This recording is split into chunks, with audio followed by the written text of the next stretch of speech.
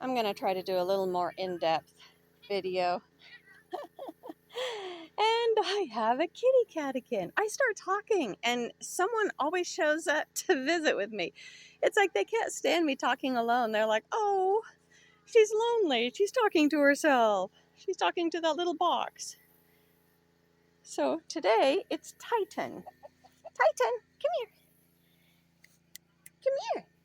Oh, well, no, he doesn't want to be on video.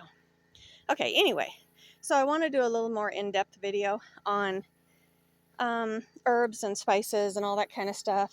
Why I harvest them myself and how I do it. See that pretty little bumblebee down there? Let me tell you, pollinators absolutely love herbs. Yeah. Anyway, this is white oregano. So the reason why I do it myself is, I mean, it's kind of obvious. It's the quality of the herb, you know, the taste of it, how potent the good stuff is, the vitamins and minerals and the effects and the benefits and all that kind of stuff. You know, it's just, my soil does not get any pesticides or herbicides or anything like that. The additions to it are what comes off of the farm. So as organic as I can get. Look at this. Some more white oregano. Now, I'm not crazy about the white butterfly, obviously, because they're the ones that lay the cabbage worm. But pollinators everywhere. But anyway, so, you know, like I said in the last video, to harvest it, I just go down where there's some good growth. You know, you can go almost all the way to the ground and it just branches off and it'll come back even thicker. Maybe not so much here. I mean, it'll start to come back, but we're going into September, so, or I guess it's August. It's not quite September. But we get hard frosts in September, so I don't know how much growth it'll actually put on.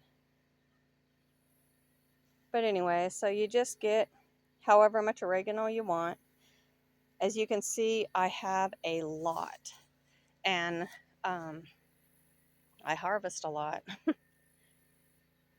I try to let the pollinators get their share, though, but I also don't want to harvest it when it's seeding, so. Okay. Something really quick that I wanted to point out is when you approach the garden in kind of a natural way, all kinds of things show up. So it's kind of hard to see, but there are so many different kind of edibles and herbs that just voluntarily showed up. Yarrow. I have much bigger plants elsewhere. Oh, I want to say heal all. This one actually is really famous this year. It's like everywhere you look, someone's talking about heal all. So, to be honest, I use it in tea, but I've never tried it in other things. Let's see. What else do we have? Of course, we have wild strawberries in here.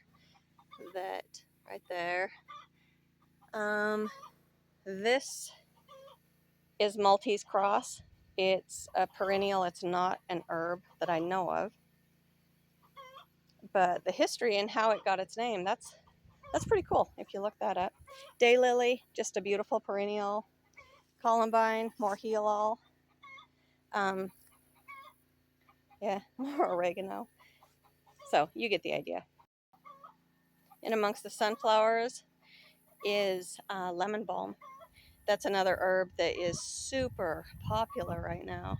I think because of inflammation. I deal with it horrible with inflammation in my joints. And some volunteer parsnips. I absolutely love them. Mm-mm-mm. Um, yeah, but anyway, so, why grow all these herbs and, you know, perennials and everything? It all works together. When you have flowers of all kinds, it brings in the beneficial insects. They eat the bad insects. Plus, you're helping the beneficial insects to survive. Because in modern gardens, they're just getting hammered, So it's kind of like helping the deer, helping the wildlife. Everything that we can do that actually helps them, and I'm not talking feeding them processed grains or something like that. I mean, if you do, God bless you. But if we just enhance what they already eat, you know, if we just help them that way, give them a safe place to live, and the good stuff, yeah, there's just no harm in it. Plus, for us, it benefits us because we don't have to worry about bad bugs. I mean, I do have bad bugs. Like right now, earwigs are going nuts. Look at this.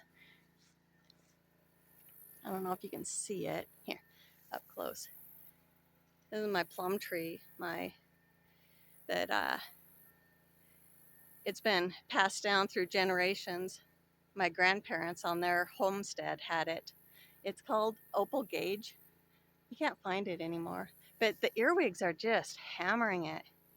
But on on the plus side, I have none, ants or aphids. And normally aphids hit plum trees horrible. So it's kind of what's worse. The tree looks good otherwise. So I don't know. But anyway. But also, there's nothing like coming out here and just getting your own stuff, right? Here's some more. In amongst the irises, there's Shasta daisy, there's plantain. I use plantain a lot in a few different things. Here's plantain. This is broadleaf plantain. Yeah. And then there's some actual weeds, clover. But to be honest, clover is so good for the soil that what I normally do is I pull it and then I just leave it. And then there's some oregano right here. I can't remember what that's called. I don't know if it's... Yes. See, another cat. They can't stand me talking to myself. Right there is a baby comfrey. That one's gonna go. But also comfrey is so good for the soil. Right here, St. John's wort. This one, just a 1 year. Next year it'll bloom. It's so packed. Right behind that rock, it's really hard to see, but there is a seedling asparagus. Just loaded. And it's just from letting things do their own thing. Yeah, everybody benefits. All right, I'm in my house now. So to finish the video, here's some dried oregano that I've hung up. So I would just take the fresh stuff. I'm pretty simple.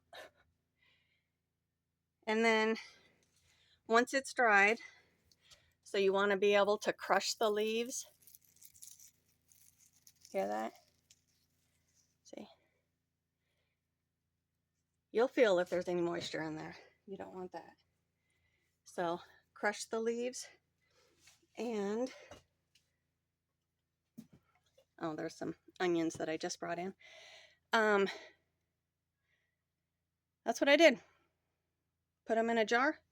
There you go. That's my personal stuff. I also bring in flowers, dry flowers. This is Pearly Everlasting. It's a native plant that we have out there. Mint, lady's mantle. Of course, I just brought those in to use them because the stems had fallen over, so they weren't going to grow anymore. Oh, this is Cleaver's bed straw. Last year's. I just can't throw it away. They're so pretty. pineapple weed. Yep, there we go. And of course, to top it off, my painting. A bear and a wolf walking away. I haven't signed it because I need to put a footprint there, there, there, and I don't know, I was thinking about maybe in there. But I love that painting.